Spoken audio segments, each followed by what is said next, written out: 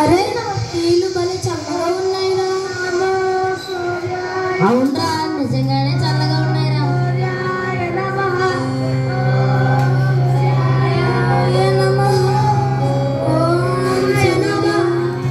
అరే గురువు గారు వచ్చే సమయం అయింది, మనందరం ఆశ్రమానికి వెళ్దామా?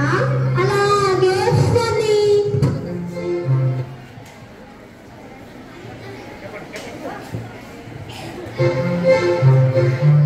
గురువుగారు వచ్చే సమయం అయింది, ఆశ్రమానికి వెళ్దామా? అదే శ్యామ్ సుందర్.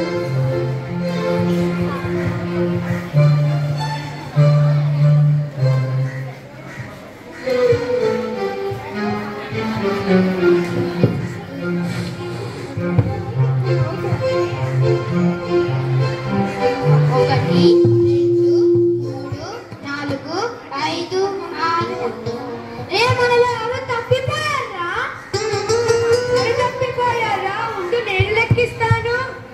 1, 2, 3, 4, 5, 6.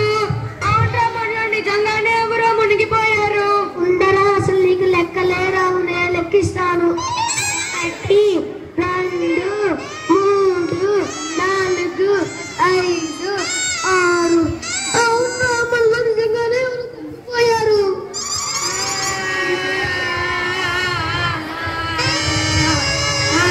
ఏమిటండ్రా నాయనలారా, ఏమాపద వచ్చిందిరా? ఏమిటా శోకాలు? ఎవరో పోయినట్టు. నిజమండి గురువు గారు, మీరన్నట్లు మాలో ఒక నిజంగానే పోయారు. ఏమిటా చెప్పేది? నిజమండి గురువు గారు, మేమందరం నదిలో స్నానం చేస్తున్నామా, తిరిగి వచ్చేటప్పటికి మాలో ఒకడు మునిగిపోయాడు. మీరు సరిగ్గా లెక్కించారా? లెక్కించామండి గురువు గారు, కావాలంటే మీరే చూడండి. 1, 2, 3, 4, 5, 6, 7. అందరూ ఉన్నారే. ఓరి పెదవల్లారా, మీరు అందరినీ లెక్కించారు కానీ మిమ్మల్ని మీరు లెక్కించడం మర్చిపోయారు. అయ్యో, గురువు గారు మనల్ని లెక్కించబట్టే మనం అందరం మునిగిపోకుండా ఉన్నాము. లెక్కించారు కాబట్టి ఇప్పుడు అంతా బతికే ఉంటారా? తెలివి తెల్లారినట్టే ఉంది అని మీ సాధన మొదలు పెట్టండి. అలాగే గురువు గారు.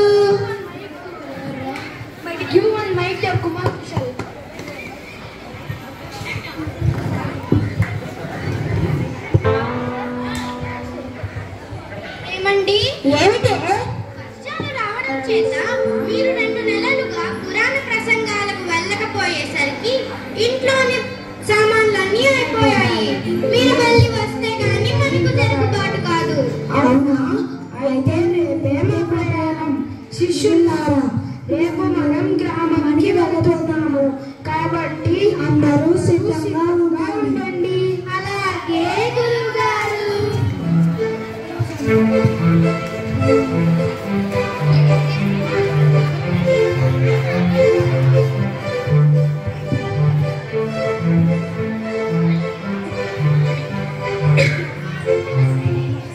గురువు గారికి నమస్కారాలు. నమస్కారం. మీరు చాలా కాలానికి మా గ్రామానికి విచ్చేశారు. మీరు ఇక్కడ కొద్దిసేపు సేద తీరండి. ఈ రోజు రాత్రికి మీరు ఇవ్వబోయే పురాణాల కాలక్షేపం కోసం మేమంతా ఎదురు చూస్తున్నాము. ఓ ఊరి ప్రజలారా, మీకు నా యందు అపారమైన అభిమానానికి పురాణ కాలక్షేప బాధ్యత అప్పగించారు. కానీ నాకు ఆ వయసు మండుతోంది, నేను ఎక్కువసేపు కూర్చోలేను.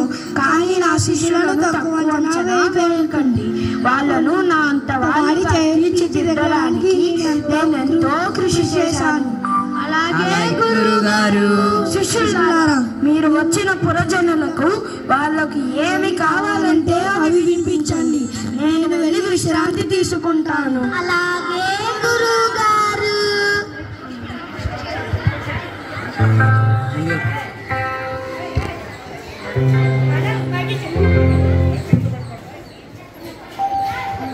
ఒకటో రోజు పురాణ కాలక్షేపం.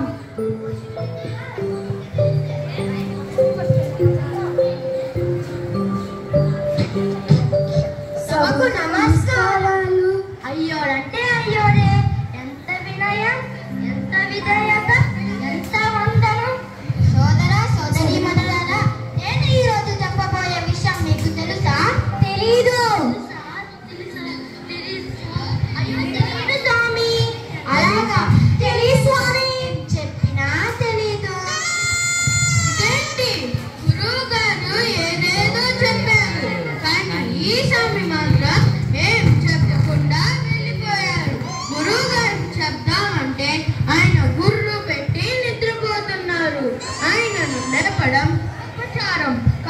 కాబట్టి రేపైనా చెప్తారేమో, చూద్దాం.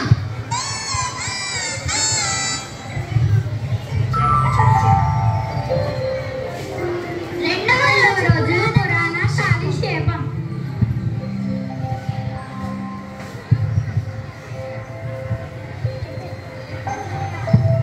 నేను ఇప్పుడు ఏం చెప్పబోతున్నానో తెలుసా? నమస్కారం. నమస్తే స్వామి. నేను ఈరోజు చెప్పబోయే పురాణం మీకు తెలుసా?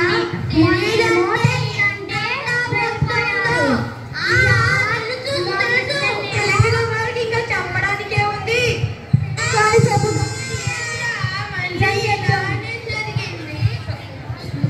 రేపు కూడా ఉంది కదా, రేపు చెప్పినారు కదే కదా.